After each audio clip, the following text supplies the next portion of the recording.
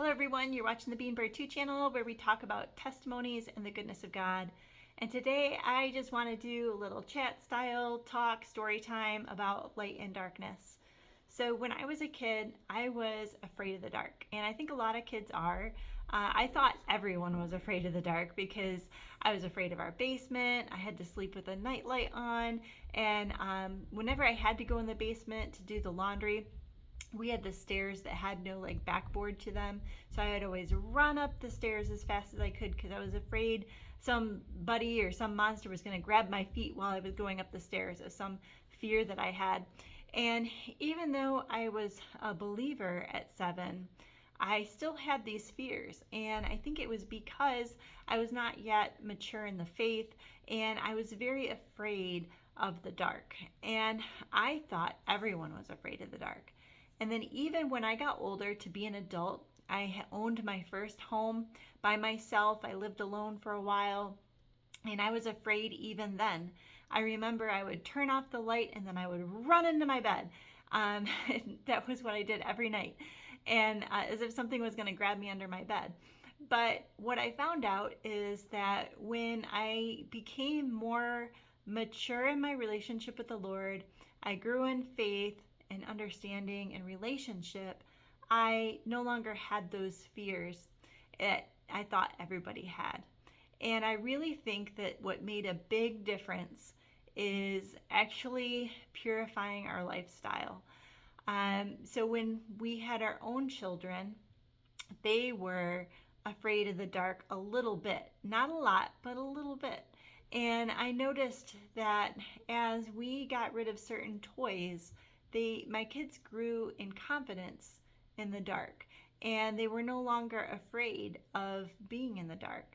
And I was just marveling how when I was tucking in my little ones at night, they don't like to sleep alone, and so sometimes they have staggered bedtimes, and they have to wait for the next kid to come in at a different hour of bedtime, and they just don't like to be alone.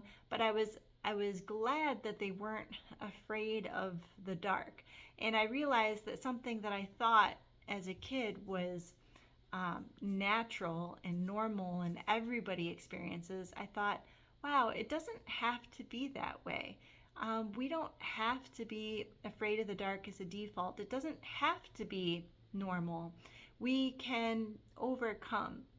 And what really shifted for me is I went from a mindset of feeling like I had to flee the darkness to feeling like a spiritual warrior, where I thought, I don't have to be afraid of the dark.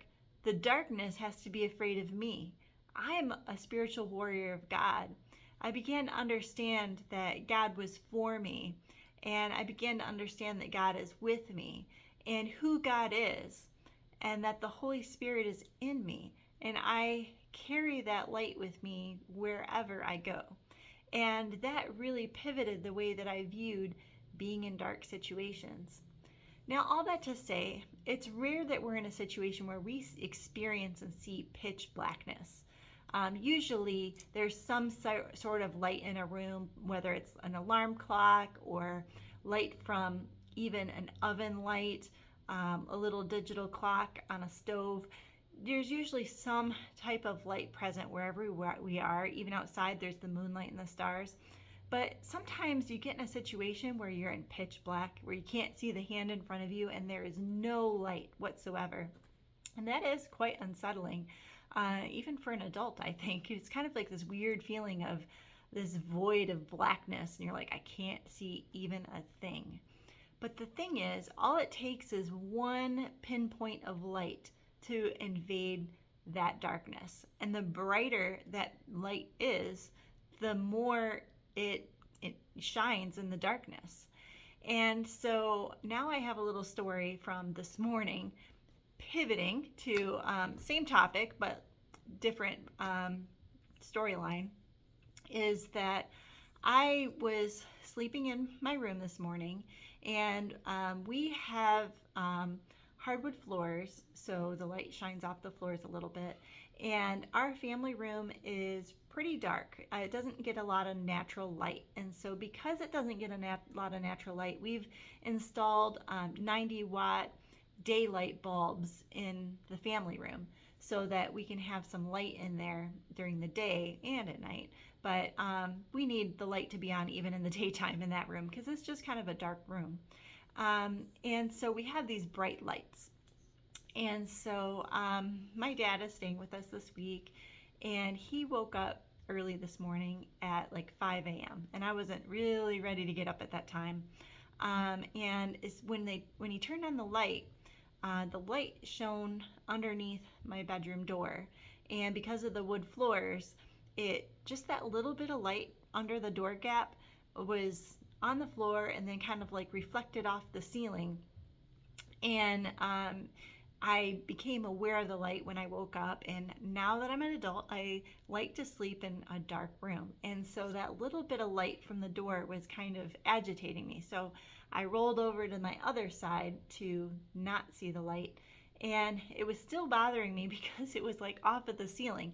And granted, it was really subtle, but just the fact that it was there like made it hard for me to sleep for some reason. And so I tried pulling the blanket over my head.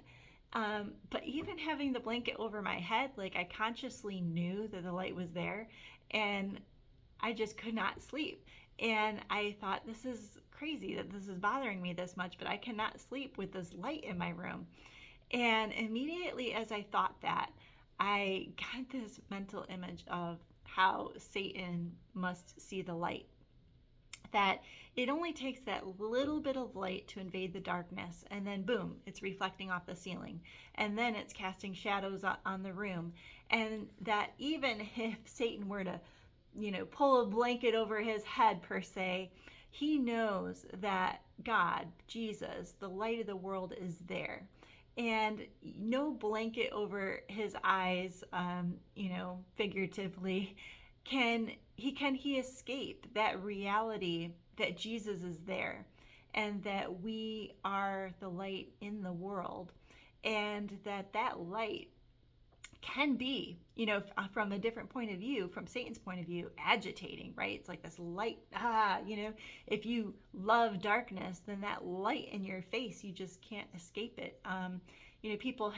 I was shopping one time for room darkening curtains, and I was looking for the blackout kind, and I was reading the reviews, and people would say how they lived in an area that had like parking lot lighting and they were trying to block out the light, or if they had curtains that didn't close all the way, you get that sliver of light that like peeks through, and how that little bit of light can just like and be like pinpricks in your eyes when you're trying to sleep.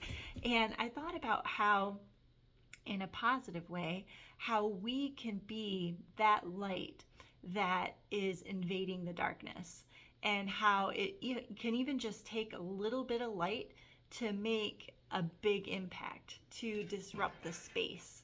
And we want to be disruptors of evil and disruptors of darkness. And so that made me look up some Bible verses about light. And the first one I wanted to mention is Luke 11:36, where it says, "Therefore, if your whole body is full of light, without any dark part, it will be wholly illuminated, as when the lamp illuminates you with its light."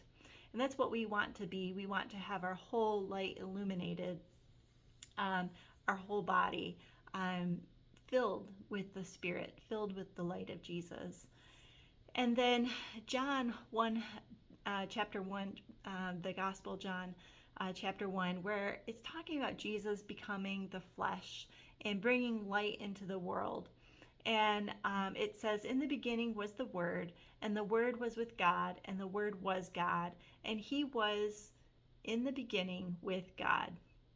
And all things were made through Him, and without Him was not anything that was made. In Him was life, and the life was the light of men. The light shines in the darkness, and the darkness cannot overcome it." And the darkness cannot overcome it. And different translations will use different words. Some translations say cannot comprehend it. Some say cannot extinguish it. Some say cannot overcome it. But the overall point is that Jesus is the light, and that light changes everything. the world cannot be dark with that light in it. And while we're here, we occupy until the Lord comes again, and we carry that light with us. And even just that little light under the door, you might think, well, I'm just one person, but that one person makes a difference, because wherever you go, you are, overcoming darkness just by carrying Jesus with you. And I think that's a pretty neat picture of carrying Jesus with us, and that he's with us, he's for us, he is in you, he's for you, and we carry him with us wherever we go. And that's a beautiful thing. So the light is powerful. It's much more powerful than the darkness. If you have a dark space and you light a single candle, it will create a light throughout the room. But if you have a room that's the opposite, where all the lights are turned on, you don't have like a little pocket of darkness. It's not even possible. I guess you could have a shade spot, maybe like under the sofa. There's like some shaded dark part because there's no light to be able to access to that area. But by no means does that shadow under the couch or credenza or coffee table overcome the room. Nobody would say, oh wow, this room is overcome by the shadow of that coffee table. But you would say that a room could be overcome by the light of a flame. And we carry that flame with us. So, good thoughts.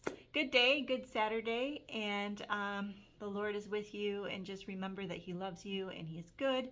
He is always good. He wants good things for us, and he wants to help you succeed, and he wants to bless you, and he wants to hear from you. And so keep him in your thoughts today as you go about and do all your Saturday stuff.